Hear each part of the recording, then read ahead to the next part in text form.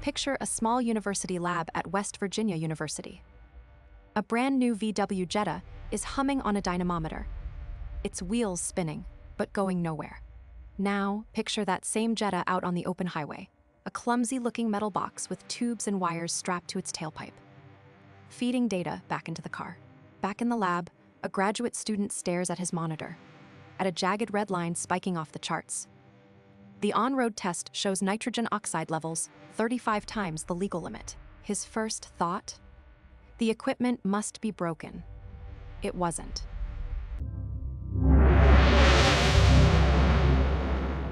That test in 2014 was the loose thread that unraveled everything.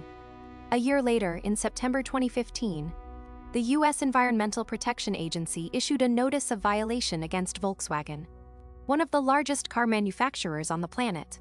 And the charge wasn't a mistake or a minor compliance issue. It was a massive, deliberate, years-long scheme to cheat on emissions tests. This became known as Dieselgate. Defeat device. It sounds like something a cartoon villain would order from Acme. One device for defeating my enemies, please. It might as well have been. The software was installed in 11 million vehicles worldwide, including the main VW brand and their subsidiary, Audi. And here is the ultimate irony. These cars, the ones with the secret cheating software, were marketed to the public as clean diesel. It was supposed to be the eco-friendly choice. In reality, they were spewing up to 40 times the legal limit of pollutants into the air during normal driving. So let's set the stage. This all goes back to the mid-2000s. Volkswagen had a huge ambition. They wanted to absolutely conquer the American car market with their diesel technology. But there was a major hurdle. The US had just rolled out incredibly strict new standards on nitrogen oxide, or NOx, emissions, a pollutant that diesel engines produce in notoriously high amounts. Right, because America loves two things: big cars and clean air. And it's really hard to have both at the same time. Exactly. Meeting those standards the legitimate way was difficult and expensive. It usually required complex systems like urea injection, often marketed as AdBlue, which adds cost for the consumer and requires regular maintenance. That's a key point. AdBlue is a liquid you have to refill, like windshield washer fluid. It adds a layer of hassle that carmakers knew would turn off a lot of American buyers. VW needed a way to get around that. So they were looking for a competitive edge? And they found one by creative engineering. Their solution was entirely in the software. They programmed the car's engine control unit to recognize when it was undergoing an official emissions test. And it was incredibly specific. It looked at factors that would only happen in a lab: the position of the steering wheel being perfectly straight, the barometric pressure, even the duration the engine had been running. It was a digital fingerprint for a test. Wow, so they didn't just teach the car to lie. They taught it to be a really good detail-oriented liar. During that test mode, the car would engage its full suite of emissions controls, and it would pass with flying colors. But the moment that digital fingerprint was gone, the moment you turned the steering wheel on a real road, the software switched most of the controls off. And that improved performance and fuel economy, which are major selling points. But it did so at the expense of dumping enormous amounts of pollutants into the atmosphere. And believe it or not, this wasn't even a new trick for them. The EPA had caught Volkswagen doing almost the exact same thing back in 1973. It's true. Back then, they used temperature sensors to switch off emission controls on about 25,000 vehicles. Once the engine warmed up past a certain point, the pollution controls went offline. You're kidding me. They got caught red-handed, and their master plan 40 years later was just, let's try it again, but with more computers. That's not a conspiracy, that's just a stunning lack of imagination. The unraveling didn't start with a government raid or a whistleblower inside the company. It started in 2014 with a study by the International Council on Clean Transportation, the ICCT. And the incredible part is, they weren't trying to bust Volkswagen. They were trying to prove how clean VW's new diesel cars were, especially compared to European standards. They hired a small team at West Virginia University to run some real-world tests. Wait, so the people who caught them were actually trying to give them a gold star? That's like hiring a food critic to praise your restaurant, and he discovers you're serving cardboard. The WVU team was led by an engineer named Dan Carter, along with students Arvind Thirvengadam and Himanth Kapana. they got a grant and tested 3 cars, a 2012 VW Jetta, a 2013 VW Passat, and as a control, a BMW X5. And their working hypothesis was that the Volkswagens, with their advanced clean diesel tech, would be the star performers. The BMW was just there for comparison. Okay, I see the movie poster. 2 plucky heroes and the one fancy villain car that's secretly the good guy. The results that came back were so wild, the researchers were sure their equipment was broken. The BMW passed the real-world test, no problem. But the Jetta, it was emitting 15 to 35 times the legal limit for nitrogen oxides. The Passat was 5 to 20 times over. One of the lead researchers, John German at the ICCT, literally said his first thought was that they had screwed up the tests. They just couldn't believe the data was real. 35 times? That's not a rounding error. That's not a whoopsie. That's like trying to sneak a carry-on onto a plane, and the carry-on is a whole other plane.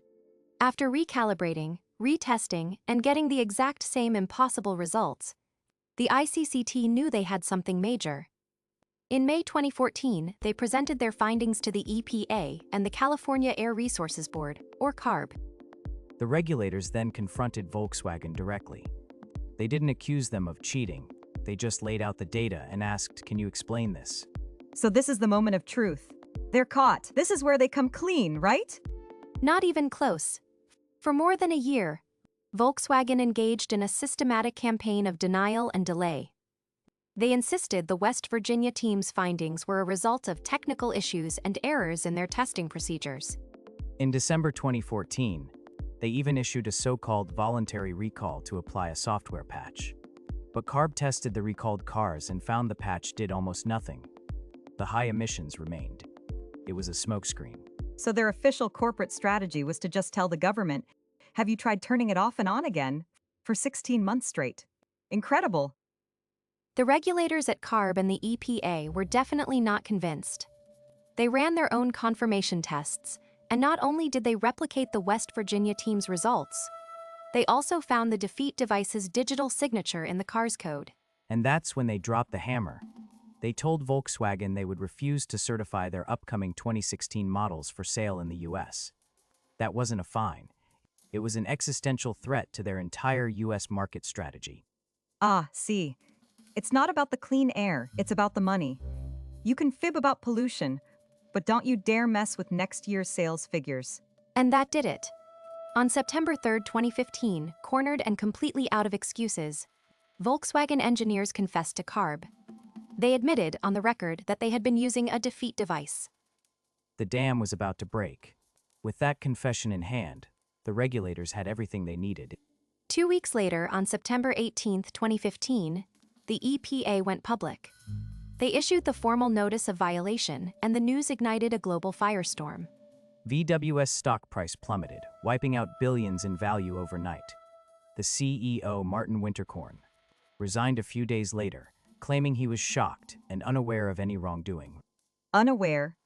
The guy in charge of a company obsessed with details was unaware that all his cars had a magic lie to the government button. That's a fun story. All right, let's step back and draw some hard lines. What is absolutely undeniably real in all of this? First, Volkswagen intentionally programmed approximately 11 million diesel vehicles worldwide with software specifically designed to cheat on emissions tests. This wasn't a bug or an accident or a faulty part. It was a calculated, fraudulent feature deployed across multiple brands and multiple years. Second, we know exactly how the defeat devices worked. It was confirmed to be a dual-mode software. In a lab setting, it detected the test and ran the full, legally compliant emissions controls. It was a car with a job interview mode. Yes, sir, my greatest weakness is that I work too hard at being clean. But as soon as it was on a real road, it switched those controls off to improve performance and fuel economy, while spewing nitrogen oxides at up to 40 times the legal standard. And what's really astounding is that this entire house of cards was brought down not by the multi-billion-dollar EPA, but by that small, grant-funded team at West Virginia University. It's the ultimate David and Goliath story. If Goliath was a German car company, and David was a bunch of engineering students, with a weird-looking box strapped to a Jetta? A team that was just trying to prove the technology worked, and instead stumbled on one of the biggest corporate frauds in history. What's also confirmed is that Volkswagen's leadership knew about these emissions discrepancies for at least 16 months before the scandal broke publicly. And during that entire time, they actively misled regulators, repeatedly claiming the problem was just a technical issue they were working to fix. 16 months. You could build a car from scratch in 16 months. They spent that time perfecting the corporate shrug. And when the bill came due, it was astronomical. The company agreed to pay up to $14.7 billion in a single settlement in the United States. The total global cost has now exceeded $30 billion. And it wasn't just fines. Several high-level Volkswagen executives were criminally charged in the US and Germany, with some facing prison time. For $30 billion, you could buy a small country. Or, just build a car that doesn't lie to everyone. But this goes beyond just fines and recalls. The scandal was a profound betrayal of consumer trust. Millions of people specifically chose to buy clean diesel cars because they thought they were making a responsible environmental choice. Right. You pay extra for the fancy eco car, you get your little green leaf badge. You feel good about yourself, and it turns out you've been driving a coal-rolling monster truck in disguise. I'd be furious. It was a lie sold directly to the people who were trying to do the right thing. And that's a huge part of why the public outrage was so intense. And that outrage had a lasting effect. Dieselgate absolutely shattered the myth of clean diesel technology, a narrative the entire auto industry had been carefully building for over a decade. Before 2015, diesel was seen as a viable, even preferable, alternative to gasoline in many markets. After the scandal, its reputation was toxic. The market for diesel passenger cars went into a steep and likely permanent decline. So VW didn't just ruin their own reputation. They poisoned the well for every other car company that was betting on diesel. It's like finding out the star player of the World Series was using a corked bat, and then suddenly nobody wants to watch baseball anymore. The scandal also put a harsh spotlight on the regulators themselves. It exposed a massive failure of government oversight. The whole lab-based certification process had become a farce. Automakers had gotten so good at teaching to the test, optimizing performance for that specific predictable lab environment, that the results had almost no connection to real-world pollution. It's like if the final exam was always the same 5 questions, and the teacher acted surprised when everyone got a perfect score but couldn't actually speak the language. And many insiders point to one key reason it happened at Volkswagen: the corporate culture. The company under CEO Martin Winterkorn was notoriously high-pressure and ruthless. There are accounts that engineers and managers were terrified of admitting failure, or telling Winterkorn that his ambitious goals couldn't be met. In that kind of environment, cheating can start to look like a more survivable option than telling the truth. The classic, don't bring me problems, bring me solutions management style. Even if the solution is, committing massive international fraud. In the end, Dieselgate isn't a shadowy conspiracy theory like many we cover. It's a documented corporate crime. A conspiracy of engineers and executives against the public, the environment, and their own customers. And in a strange way, the fallout accelerated the future. The death of clean diesel forced many automakers, including VW, to pivot hard and fast towards developing electric vehicles. Next week, we look at a conspiracy that's not about a company, but a government. We're examining PRISM, the NS, as mass surveillance program revealed by Edward Snowden, and ask what it means when the people watching us are the ones who make the rules. If you think a German car company lying is bad, wait until you hear what your own government does with your search history. Subscribe and hit the bell so you don't miss it.